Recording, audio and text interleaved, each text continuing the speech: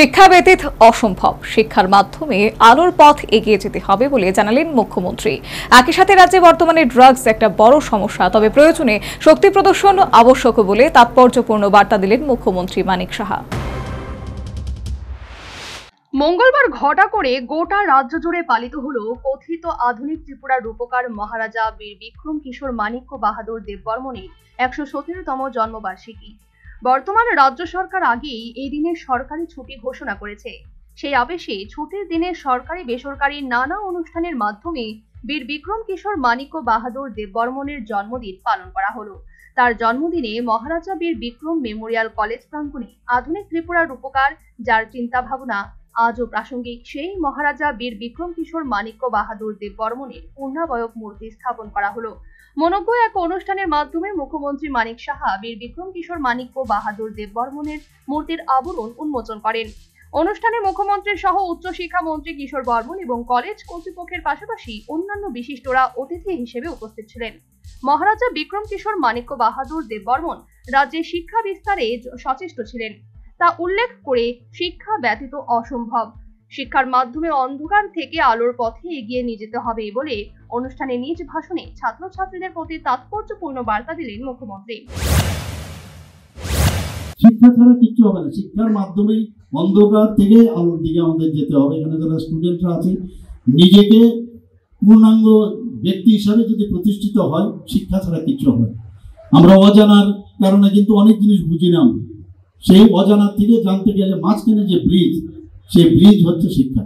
এবং সেই শিক্ষার পত্তন আমাদের মহারাজা বীর বিক্রম কিশোর মানিক্য বাহাদুর, ওনার চিন্তা ভাবনার যে সুদূর প্রসারী যে চিন্তা, সেটা ওনার মধ্যে ছিল। রাস্তাঘাট থেকে আরম্ভ করে আমাদের যারা জনজাতি গোষ্ঠীর, তাদেরকে আর্মিতে যাতে মিলিটারিতে যোগদান হয়, তার বিষয়ে উনি করেছেন। 1942-42 আগে উনি 1941-এ বিদেশেও গিয়েছেন, জার্মানি গিয়েছেন, সেখানে আমেরিকা যুক্তরাষ্ট্রে গিয়েছেন, ইটালিতে গিয়েছেন, এবং সেখানে উনার ওই জায়গার যারা রাষ্ট্রপ্রধান ছিল তাদের সাথে উনি দেখা করেছেন। অনুষ্ঠানে মুখ্যমন্ত্রীর ভাষণে মহারাজা বীর বিক্রম কিশোর মানিক্য বাহাদুরের চিন্তা ভাবনা, তার কৃতিত্ব ও বিভিন্ন স্থাপত্য গুরুত্ব পেয়েছে, ছিল অপারেশন সিঁদুরের তাৎপর্য। সে প্রসঙ্গে বলতে গিয়ে উঠে আসে রাজ্যের বর্তমান ড্রাগস সমস্যা, তবে সার্বিক বিষয়ে প্রয়োজনে শক্তি প্রদর্শন আবশ্যক বলেও মুখ্যমন্ত্রী ড্রাগস নির্মূলীকরণে কঠোর বার্তা দিলেন।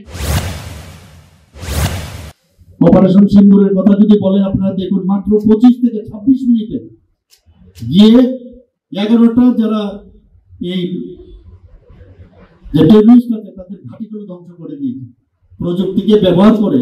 কারণ মাঝে মাঝে শান্তির জন্য অনেক সময় শক্তিশালী হতে হবে।